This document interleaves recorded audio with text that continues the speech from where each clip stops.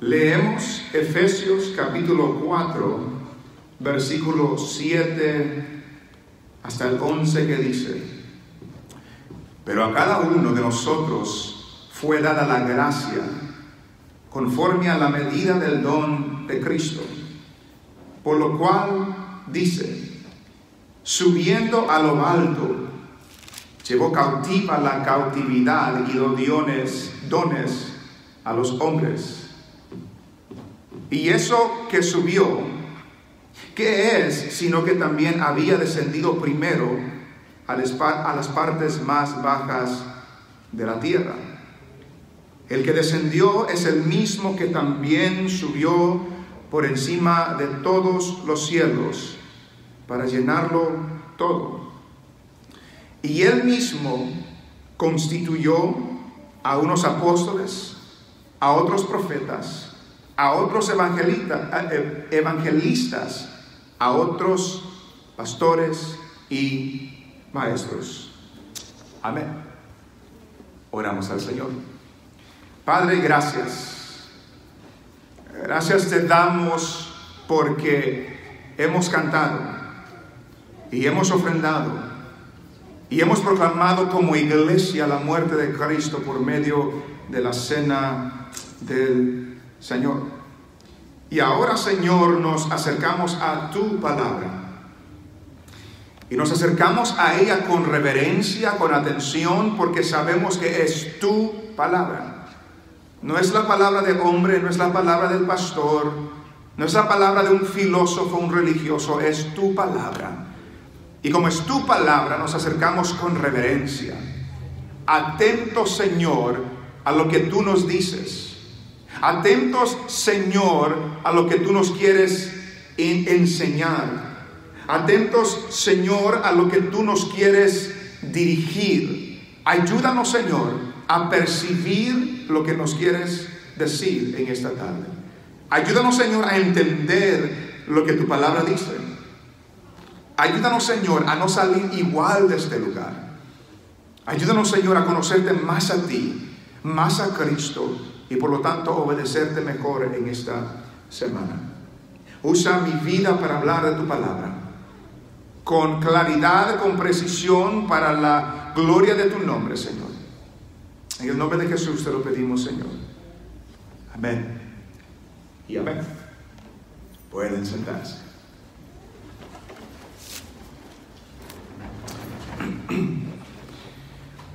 Estamos en la segunda mitad de la carta a los Efesios.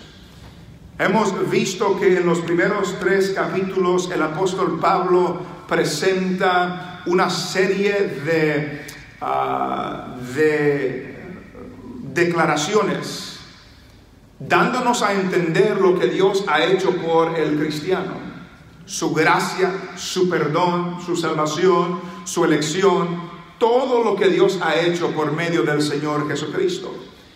En el capítulo 4, 5 y 6 encontramos cómo debe la persona ahora vivir en base a la realidad de que nos enseña en los primeros 3 capítulos. Y lo que vimos la semana pasada y hoy es una extensión de eso, es que Dios llama a todo cristiano a vivir de una manera digna del llamado que Él nos ha dado, que nos exhorta a honrar su nombre con nuestras vidas, que Dios ha sido tan bueno con nosotros y ahora la responsabilidad de nosotros como sus hijos es ser obedientes, es vivir una vida en santidad, es vivir una vida apartada del mal. Y en específico nos dice que el cristiano se debe de identificar como alguien que es humilde, como alguien que es manso, que tiene gentileza, que tiene amabilidad, como alguien que guarda la paz y no anda en divisiones, no anda en contenciones, no anda en enemistades, no anda en nada de eso, sino que es humilde, es manso, es amable, guarda la paz, tiene paciencia con las personas. Es alguien que trabaja diligentemente para mantener la unidad que el Espíritu ya ha dado a la iglesia. Y luego prosigue en el versículos 3, 4, 5 y 6, la semana pasada lo vimos, a detallar aquello que nos une. Hay un solo cuerpo, hay un solo Espíritu, hay una esperanza, hay un Señor, hay una fe, hay un bautismo, hay un Dios y Padre que es en todos y sobre todos. Cuando analizamos el canto nuevo que introducimos hoy, eso es lo que el canto dice. Yo creo en todo esto, yo lo creo. Y lo que prosigue el apóstol Pablo a decir en el resto de los pasajes que hemos leído hoy, y sigue hasta el 16, es que Dios nos llama a vivir en unidad, no en divisiones, no en pleitos, no en contiendas, sino que nos llama a vivir en unidad. Y en el versículo 7 al 11 nos declara que nos llama a vivir a unidad, pero también nos da las cosas que necesitamos para vivir en unidad.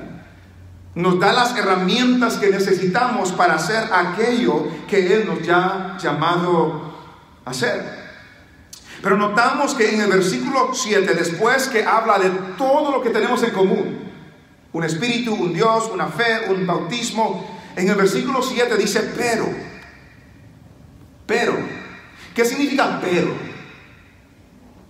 Hay un contraste. Tenemos todas estas cosas en común, pero es a punto de presentar un contraste. Y lo que dice en el versículo 7, cuando dice pero, es que aunque hay unidad, del versículo 1 al 6, en esa unidad hay diversidad. En esa unidad hay distinción. Que aunque tenemos todo en común, que ya había dicho, pero como terminamos la semana pasada diciendo, hay mucha diversidad en el cuerpo del Señor. Pero a cada uno de nosotros fue dada la gracia conforme a la medida del don de Cristo. Que aunque haya toda esta unidad como un conjunto, como un cuerpo, dentro de ese cuerpo hay una diversidad de la gracia de Dios. Hay una diversidad de lo que Dios ha dado para que la iglesia pueda funcionar como Dios ha diseñado que la iglesia funcione. Piense en el cuerpo suyo. Algunos generalmente piensan más en su cuerpo que otros, pero piense hoy en el cuerpo suyo. Tiene 10 dedos, tiene 5 dedos en cada mano, pero ni uno es igual. Ni uno es igual. Si se toma una foto de su cara y lo divide por mitad, se va a dar cuenta que un lado de su cara no es idéntica al otro lado de su cara. Si no lo ha hecho, hágalo. Se va a dar cuenta que sus ojos, a veces hay uno que está más grande que el otro, un poquito. Se da cuenta que las piernas, tenemos brazos, tenemos diversidad de órganos, diversidad de miembros en el cuerpo, y todos son necesarios para que el cuerpo funcione como debe funcionar. Lo que está diciendo Pablo aquí es que es así la iglesia del Señor. Que hay una diversidad de miembros en la iglesia, en el cuerpo de Cristo. Cada uno no es similar o cada uno no es idéntico al otro, pero cada uno tiene su función. Y cada uno es importante. Y por eso dice ahí, pero a cada uno de nosotros, a cada cristiano, a cada hijo de Dios, a todos los santos. Y note que Pablo no dice cada uno de ustedes. No, Pablo dice cada uno de nosotros, porque él está incluido en esta realidad. Pablo se incluye a sí mismo porque lo que él había recibido había venido de Dios. Y lo que cada cristiano recibe viene de Dios. No hay nadie, perdón, en la iglesia que es cristiano que no tenga lo que Pablo está describiendo. No hay. Porque dice a cada uno. Usted puede pensar que es lo peor del mundo, pero si es cristiano, número uno, esa es falsa humildad, lo vimos la semana pasada. porque debemos de tener en mente lo que Dios dice de nosotros. Y número 2, me está diciendo la Biblia que cada uno tiene lo que Pablo está describiendo aquí. Cada uno. Pero a cada uno de nosotros fue dada la gracia conforme a la medida del don de Cristo. La Biblia de las Américas dice que se nos ha concedido la gracia. Ya nos ha dicho en Efesios que hemos sido salvos por gracia. Y cuando habla en el capítulo 2 que hemos sido salvos por gracia, nos dice lo que significa es que nuestra salvación es gratis, es gratuita. No nos cuesta a nosotros nada, porque Cristo pagó el precio de nuestra salvación. Pero capítulo 4, 5 y 6 nos dice qué debemos hacer en base a esa salvación gratis que Dios nos ha regalado. Pero cuando habla aquí de gracia, no está hablando de esa gracia que nos salva. Lo que habla aquí Pablo cuando dice que fue dada la gracia, está hablando del don de Dios, del don que Dios nos da para el servicio. Del don que Dios nos da para el servicio, la habilidad de hacer lo que Dios nos ha llamado a hacer. ¿Cuántos de los que están aquí son cristianos? Unos 2 o 3. Aunque no lo dijo, la mayoría de aquí son cristianos. ¿Cuántos de ustedes tienen un don de parte de Dios? Ahí hubieron menos amenes ahí. Porque a veces pensamos que estos son para los súper espirituales, o los súper religiosos, o para los líderes, o para los pastores, o para otros. Pero yo no, porque yo no puedo hablar bien, yo ni sé leer, yo ni sé hacer aquello, yo ni sé lo otro. Pero lo que me está diciendo aquí es que cada uno de nosotros recibió esta gracia. Cada cristiano, cada persona que le pertenece a Cristo, cada persona que en el capítulo 1 al 3 ha dicho que ha sido salvo por gracia, ha recibido lo que Pablo está describiendo aquí. Cada uno de nosotros. Ya ha sucedido. Desde el momento que usted recibe al Señor, el Espíritu de Dios le da una capacidad especial, un don especial para que usted lo use en la obra del Señor. Pero note también las palabras que se usan. Fue dada la gracia. Fue dada la gracia. Alguien le dio esta gracia. Alguien le dio este don. No fui yo. No fueron sus padres.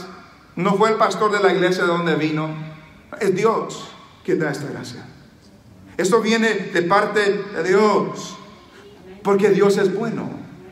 Porque Dios es generoso. Porque Dios no nos manda a hacer algo que Él nos da, no nos da lo que necesitamos para hacerlo. Es como que yo le dijera que vaya a meter este clavo en esa tabla y no le dé un martillo. ¿Cómo lo voy a hacer? Pero si la Biblia en el contexto me está llamando a ser humilde, a ser amable, a ser paciente, a ser soportando los unos a los otros y a mantener la unidad, ¿qué nos ha dado Dios para hacer esto? Los dones. Que a cada uno de nosotros Dios nos ha dado una especialidad específica para obrar en la obra del Señor. Dice un escritor, un don espiritual es una habilidad dada por Dios para servir a Dios y a otros creyentes de tal forma que Cristo sea glorificado y los creyentes edificados. Que Cristo sea glorificado y los creyentes edificados. Pero note también lo que nos dice el versículo 7. Pero cada uno de nosotros fue dada la gracia conforme a la medida del don de Cristo. La gracia, el don que hemos recibido es conforme al don de Cristo. ¿Qué quiere decir eso? Lo que entiendo que quiere decir es que tiene una medida. Tiene una medida. Dios no nos ha dado el mismo don a todos. Y Dios no nos ha dado la misma habilidad a todos o los mismos grados de habilidad a todos, sino que Dios le da a cada persona de la manera y la medida que Él quiere. La manera y la medida que Él quiere. Y todo eso es por gracia, que nos da a entender que Dios no reparte los dones igual a todos. No todos tenemos la misma habilidad. No todos tenemos la misma capacidad. Pero todos tenemos esta gracia de Dios para servir a otros. Todos tenemos esta gracia de Dios para servir a otros. Y lo que Dios le dio a usted, es la medida perfecta para usted. Es la medida perfecta para usted. Porque noten lo que, vemos dos pasajes. Noten lo que dice Romanos. Ven conmigo a Romanos.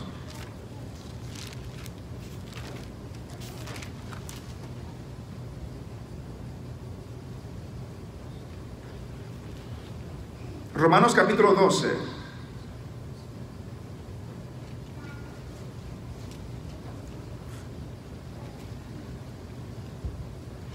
Romanos capítulo 12 y versículo 6.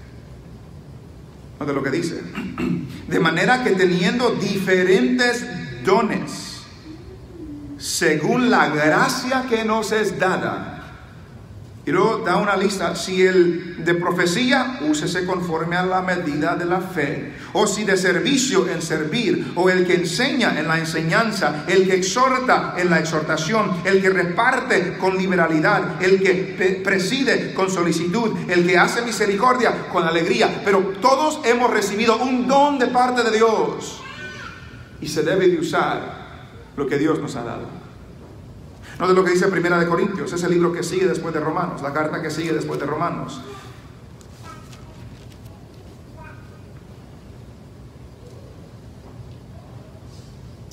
Capítulo 12.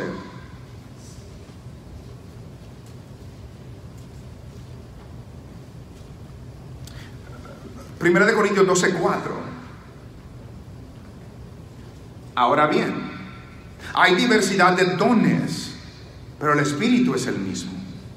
Y hay diversidad de ministerios, pero el Señor es el mismo. Y hay diversidad de operaciones, pero Dios, que hace todas las cosas en todos, es el mismo. Versículo 7. Pero a cada uno, note la frase otra vez, a cada uno le es dada la manifestación del Espíritu. ¿Para qué? Para provecho. Para el provecho de otros, no el de uno. Para el provecho de otros. Note, si nos adelantamos al versículo 11. Pero todas estas cosas las hace uno y el mismo Espíritu, repartiendo a cada uno en particular como Él quiere. El mismo Espíritu reparte esos dones a todos los que son hijos de Dios, pero lo hace en una manera particular como Él quiere. Entonces, cuando vemos, hermanos, los diferentes dones que son más visibles en las iglesias, no todos los predicadores son iguales. Aunque sean buenos predicadores, no todos los predicadores predican igual. No todos los que cantan igual. No todos los que tocan instrumentos tocan igual. No todas las maestras de niños enseñan igual, aunque todas tengan el don de enseñar a los niños. Hay diversidad en el cuerpo del Señor. Y usted, estimado hermano, estimada hermana, conforme a lo que hemos visto hoy, usted tiene algo que Dios le ha dado. Tiene algo que Dios le ha dado. Y si no lo usa para el provecho de otros, está descuidando aquello que Dios le ha confiado a usted. Y un día se va a presentar delante del Señor y Dios le va a pedir cuentas. ¿Qué hiciste con lo que te di? Y encontramos en la Biblia diferentes ejemplos, parábolas de personas que no hicieron nada, mejor lo guardaron y lo escondieron y le dieron lo que Dios les había dado. No, Dios nos ha dado estas capacidades para el beneficio de otros, para el provecho de otros. Y lo dice Pablo generalmente en el versículo 7, pero más adelante nos da específicamente acerca del liderazgo de la iglesia. Pero si notamos que esto viene después de hablarnos de la unidad, deben de ser unidos. Trabajen por mantener la unidad. ¿Cómo puedo mantener la unidad? Que cada persona sea humilde, que cada cristiano mantenga la paz, que cada cristiano sea amable y que cada cristiano use su don para el provecho de otros.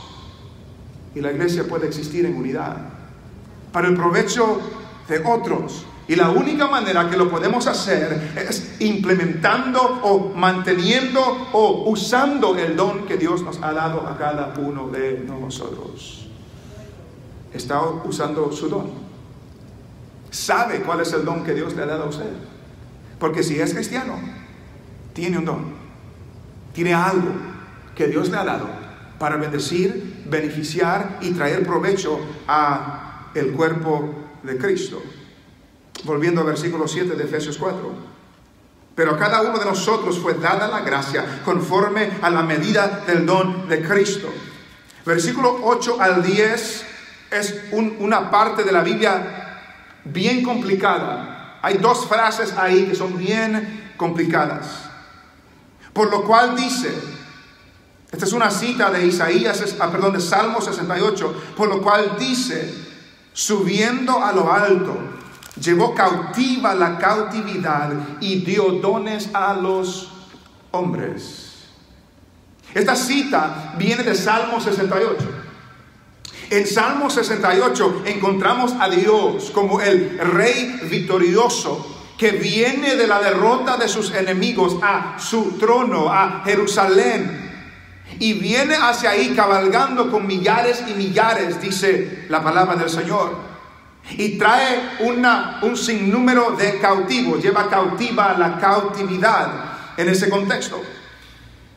Y aquí lo cita el apóstol Pablo para hablar de aquel que ha dado estos dones.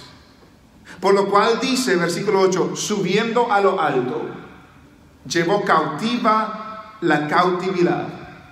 ¿Quién es el que subió a lo alto? A quien se lo aplica el apóstol Pablo después. Cristo. Cristo subió a lo alto. Cuando resucitó, Cristo subió a lo alto y dice que llevó cautiva la cautividad.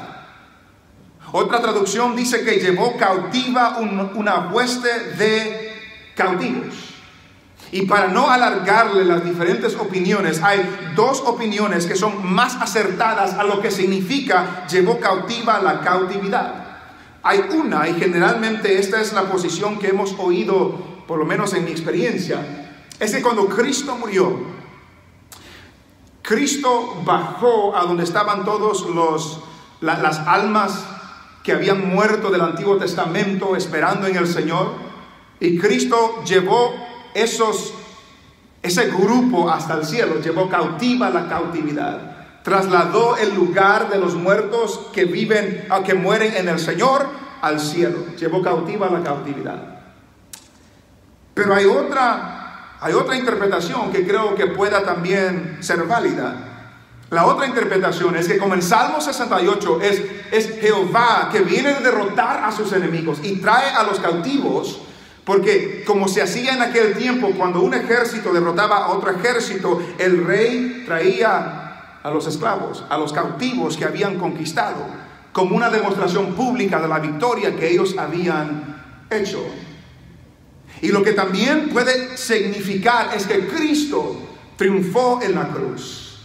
Él fue victorioso, Él fue el conquistador, el que conquistó el pecado, conquistó la muerte, venció a Satanás, venció la tumba. Y por lo tanto, cuando dice que llevó cautiva la cautividad, puede ser que está hablando de a todos aquellos que ese Cristo victorioso, conquistador, derrotó por medio de su muerte y su resurrección. Si nota lo que dice Colosenses, está a dos cartas después de Efesios. Después de Efesios está Filipenses y luego está Colosenses. Colosenses 2:15 dice lo siguiente, 14 y 15. Anulando el acta de los decretos que había contra nosotros, que nos era contraria, quitándola de en medio y clavándola en la cruz. Y nota el 15.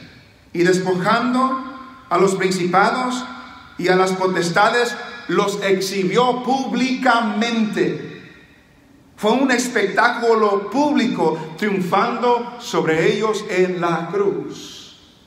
Que algunos dicen que llevó cautiva la cautividad es ese espectáculo público de todos los enemigos que él derrotó en la cruz del Calvario. Llevó cautiva la cautividad, pero no es el punto del sermón, subiendo a lo alto, llevó cautiva la cautividad y dio dones a los hombres. Volviendo a Efesios, dio dones a los hombres. Cita a Salmo 68 para declarar que Cristo dio dones a los hombres. Y luego versículo 9, y eso que subió, ¿qué es? Sino que había descendido primero a las partes más bajas de la tierra. Esa es la otra frase que está complicada. Este que subió ya hemos establecido que es Cristo. Este que subió a lo alto también descendió primero. El mismo que subió es el mismo que descendió primero a las partes más bajas de la tierra. Y hay diferentes interpretaciones de esta frase también. Les comparto dos. Algunos dicen, les comparto tres. Algunos dicen que cuando habla que descendió primero a las partes más bajas de la tierra, que está hablando del infierno. Que cuando Jesús murió, descendió al infierno. Hay yo le llamo herejía, falsa enseñanza, que dice que Jesús no solamente sufrió en la cruz, sino que también bajó al infierno y sufrió en el infierno. Eso es erróneo, eso es errado. No le hagan caso a eso. Lo otro es que Jesús bajó a donde estaban los espíritus encarcelados y les predicó a ellos la victoria que él había tenido. Pero yo creo, yo caigo en la que sigue. Que cuando habla de que primero a las partes más bajas de la tierra, está hablando de que descendió a la tierra. Su humillación, su encarnación. Otra traducción lo pone de esta manera: a las profundidades de la tierra, sino que también descendió a las partes bajas, o sea, a la tierra. En otras palabras, el que subió a los cielos es el primero que vino a la tierra. Primero vino a la tierra. Lo más bajo para el Dios del universo era la tierra. Y bajó a la tierra. Este que subió también es el que descendió primero a las partes más bajas de la tierra. Versículo 10. El que descendió, el que vino a la tierra, el que se encarnó, es el mismo que también subió por encima de todos los cielos para llenarlo todo. El mismo que descendió es el mismo que subió sobre todos los cielos para llenarlo todo. Él lo llenó todo. Y lo que eso significa es que Él está sobre todo. Él gobierna sobre todo. Que no hay nada que está por encima de Cristo. El mismo que se humilló es el que fue exaltado hasta lo sumo. Y está sobre todos. Y desde ese lugar, sobre todas las cosas, llegamos al versículo 11. Y este versículo 11 se conecta hasta el versículo 16. Solamente que yo no sé cómo ser breve, y por lo tanto vamos a dejar hasta el versículo 11, y la próxima semana haremos del 12 hasta el 16. Pero del 11 hasta el 16 se conecta todo. Y de 1 hasta el 16 se conecta todo en la unidad de la iglesia. Pero en este 11, después de decir que todos hemos recibido un don especial de parte de Dios, todo cristiano, luego en el versículo 11 nos dice que Dios ha dado regalos, dones a la iglesia para poder instruir al resto de la iglesia en los caminos del Señor. Porque en este versículo 11 nos damos cuenta que Él dice, y Él mismo constituyó. Cristo es el que estableció estos dones. Él los dio a la iglesia para la unidad y para el crecimiento de la iglesia. Y aquí encontramos cuatro dones. Yo sé que están pensando, pero ya hay 5. Y yo digo que son 4. Ahorita les explico. Lo primero que nos damos cuenta aquí, que dice, y Él mismo constituyó a unos apóstoles. Cristo llamó a los apóstoles. Cristo constituyó a los apóstoles. Fueron establecidos durante y después del ministerio terrenal de Cristo. Y un apóstol en sí es uno enviado con una comisión. Y estos apóstoles, Dios, por medio de Cristo, los estableció en la iglesia. Pero también lo que debemos de entender es que estos apóstoles eran para ese tiempo, no son para hoy. Porque el trabajo de los apóstoles y los profetas, porque después dice profetas, el trabajo de ellos era establecer el fundamento de la iglesia. Porque ya hemos leído en Efesios, note lo que dice Efesios capítulo 2 y versículo 20, 19 y 20. Así que ya no sois extranjeros ni advenedizos, sino conciudadanos de los santos y miembros de la familia de Dios, edificados sobre el fundamento de los apóstoles y profetas. Edificados sobre el fundamento de los apóstoles y profetas. El trabajo del apóstol y del profeta que vamos a ver en este momento era establecer el fundamento de la iglesia. Y una vez que el fundamento está establecido, ya no hay necesidad de otro fundamento. Ya no hay necesidad de otro fundamento. Y el trabajo de los apóstoles, que fueron llamados específicamente por Cristo, los 12, y luego Pablo, específicamente por Cristo, es que ellos establecieron el fundamento de la iglesia por todos los siglos. Y lo que eso significa es que hoy en día ya no hay apóstoles. Ya no hay apóstoles. Y debemos ser claros en estos, hermanos. Porque así como están las redes sociales, y así como está YouTube, que por todos lados hay apóstoles. Quizás alguno de ustedes ha conocido a algún apóstol o uno que se dice ser apóstoles. Ya no hay apóstoles en este tiempo. Tengamos eso claro. Ya no hay apóstoles en este tiempo. Si conoce a alguien, si se cruza con alguien, si escucha a alguien que se llama ser apóstol, le insto a que deje de escucharlo. Porque ya no hay apóstoles. Los apóstoles los llamó Cristo para que estableciesen la iglesia. Y una vez la iglesia se estableció, ya no había necesidad de apóstoles. Todo intento, dice el escritor, de reproducir ese ministerio en la iglesia actual es vano y muy pronto caerá en la herejía. No hay apóstoles. No hay apóstoles. Era para el tiempo del primer siglo. Y el siguiente don que Cristo... solo leímos Efesios 2:20. También vamos a leer Efesios 3, versículo 5. Ministerio que en otras generaciones no se dio a conocer a los hijos de los hombres, como ahora es revelado a sus santos apóstoles y profetas por el Espíritu. Ellos recibieron esta revelación. Ellos establecieron el fundamento de la iglesia. Y cuando ya se estableció el fundamento de la iglesia, no hubo necesidad más de apóstoles. Pero si regresamos a Efesios 4:11, Él mismo, Cristo mismo, constituyó a unos apóstoles, a otros profetas. Profetas. Estos no eran profetas del Antiguo Testamento. Estos eran profetas del Nuevo Testamento. No está hablando aquí de Jeremías, ni de Isaías, ni de Ezequiel, de ninguno de ellos. ¿Por qué? Porque estos los constituyó Cristo, ¿cuándo? Después de ascender. El que descendió es el que subió y dio dones a los hombres. Después que ascendió, su ministerio trajo a profetas.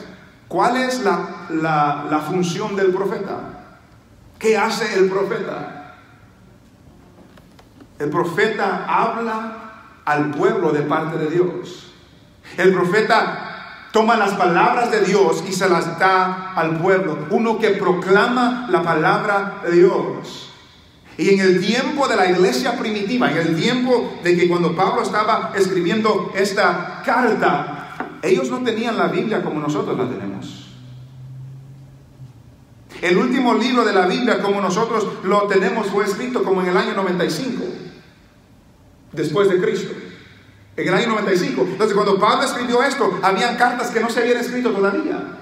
Entonces la Biblia no estaba escrita como nosotros la tenemos escrita hoy. Entonces Dios todavía usaba profetas para llevar su palabra al pueblo de Dios. Pero una vez que la palabra de Dios estaba escrita, ya no hay necesidad más de profetas.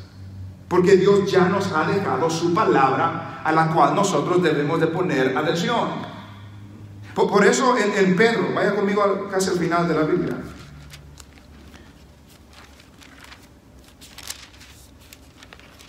Segunda de Pedro.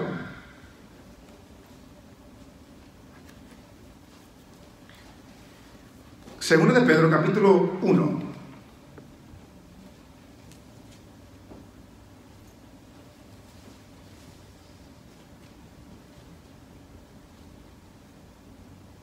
Segunda de Pedro, capítulo 1 y versículo 19.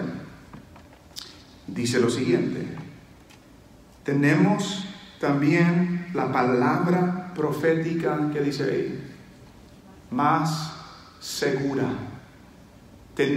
La tenemos. Y eso lo estaba diciendo Pedro en aquel tiempo. Tenemos nosotros la palabra profética más segura. Y note lo que sigue diciendo: a la cual hacéis bien en estar atentos. ¿A qué debemos estar atentos? ¿A un charlatán profeta que salga por Facebook o por YouTube? No. A la palabra profética más segura, a la cual hacéis bien al estar atentos. No hay profetas de este estilo hoy. No lo hay. No lo hay. Dios ya nos ha dado su palabra. Y le insto, hermanos, uno se cruza con todo en las redes sociales. Y la gente que más tiene seguidores y la gente que más tiene personas que lo miran, son personas que son apóstoles y son profetas y tienen una palabra profética para su vida. Aquí está la palabra profética para su vida. Lea la Biblia. Tenemos la palabra profética más segura. A esta debemos poner atención. A esta debemos poner atención. Lo he dicho en otras ocasiones. Y dijo un predicador una vez: si quiere escuchar la voz de Dios, lea la Biblia. Si quiere escuchar la voz de Dios audible, lea la Biblia en voz alta. Dios ya ha hablado. No hay apóstoles hoy, no hay profetas hoy. El trabajo de ellos, de lo que vemos en Efesios, era para establecer la iglesia. Pero ya que Dios estableció la iglesia por medio de los apóstoles y por medio de los profetas, ahora encontramos los otros dos que siguen en vigencia hoy. Y Él mismo constituyó a unos apóstoles, a otros profetas, a otros evangelistas. Cristo constituyó a los evangelistas. Y no estoy hablando de todo aquel que se dice ser evangelista. Eso es otra cosa. Hay personas que Dios los ha dotado para ser evangelistas. Todo cristiano tiene el deber de conocer el evangelio. Todo cristiano tiene el deber de compartir el evangelio. Y en cierto modo todos somos evangelistas, en cierto modo. Pero hay ciertas personas que Dios los ha dotado sobrenaturalmente para llevar el evangelio a los perdidos.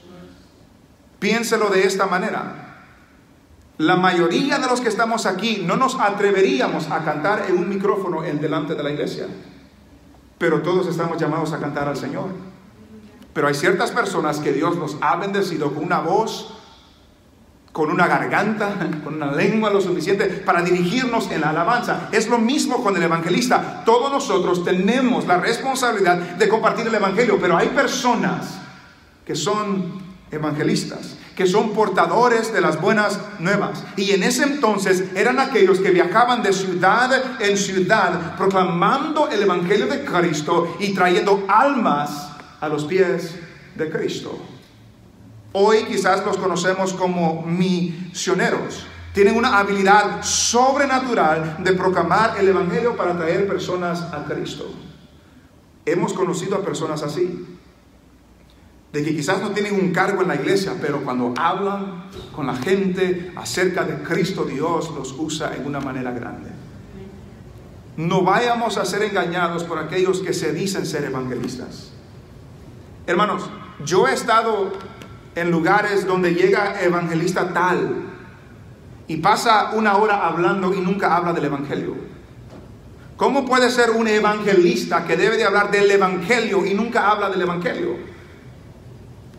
No, el evangelista es la persona que Dios dota sobrenaturalmente para proclamar el evangelio. Y el evangelista no necesariamente es la persona que hace eventos o que hace campañas o se presenta delante de un púlpito. No, Dios puede usar evangelistas en diferentes partes del mundo para llevar el evangelio, el mensaje de Cristo a los perdidos. Cristo los pone. Cristo los pone.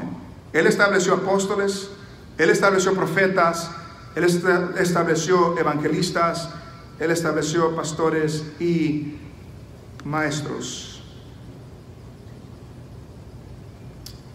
Muchos entienden que cuando habla de pastores y maestros, no está hablando de dos diferentes personas. Está hablando de la misma persona. Está hablando de la misma persona. Que está hablando de que estas dos funciones se ve en la misma persona. Dios estableció apóstoles y profetas para que estableciesen la iglesia, y luego tiene evangelistas y pastores y maestros para llevar el mensaje de Cristo y para cuidar, dirigir, enseñar, liderar a la iglesia.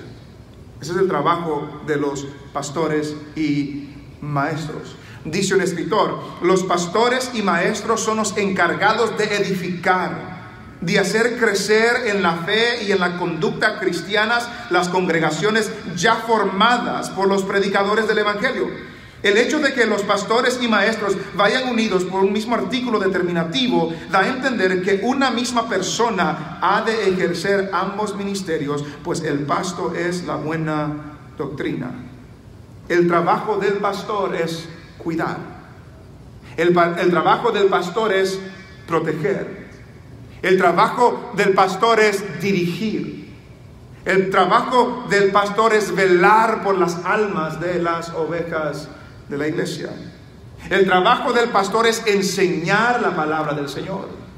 El trabajo del pastor es enseñar las doctrinas bíblicas. Y eso lo da Dios. Dios pone ese don de pastor maestro, de pastores y maestros a la iglesia. Los pastores son un regalo, son un don de parte de Dios para la iglesia. Los evangelistas son un don, son un regalo de parte de Dios para la iglesia. Usted tiene un don, un regalo de Dios para la iglesia. Y Dios establece todos estos, porque en el versículo 12, y no lo vamos a ver a fondo hoy, establece a todos estos líderes a fin de perfeccionar a los santos para la obra del ministerio, para la edificación del cuerpo de Cristo. ¿Cuál es el trabajo del pastor y el evangelista? Preparar a la iglesia, edificar a la iglesia, enseñarle a la iglesia, prepararlos para la obra del ministerio, y eso lo veremos con más detalle la próxima semana. Pero todos estos dones que Dios ha dado en el pasado de apóstoles y profetas, da hoy de evangelistas y maestros, es para que el cuerpo del Señor esté unido y para que el cuerpo del Señor pueda crecer. Hermanos, todos tenemos un don. Dios nos ha regalado algo sobrenatural dentro de nosotros para que lo ejerzamos. El pastor tiene su función, el maestro tiene su función, el evangelista tiene su función, y cada uno de ustedes tiene su función. Cada uno de ustedes tiene su función. Y si no está funcionando como debe funcionar usted, la iglesia no funciona como debe funcionar. Eso lo veremos la próxima semana. Pero no piense que usted es un cristiano de segunda categoría, de segunda clase. No hay cristianos de segunda clase. O somos cristianos o no somos cristianos. Si somos hijos de Dios, tenemos el Espíritu Santo.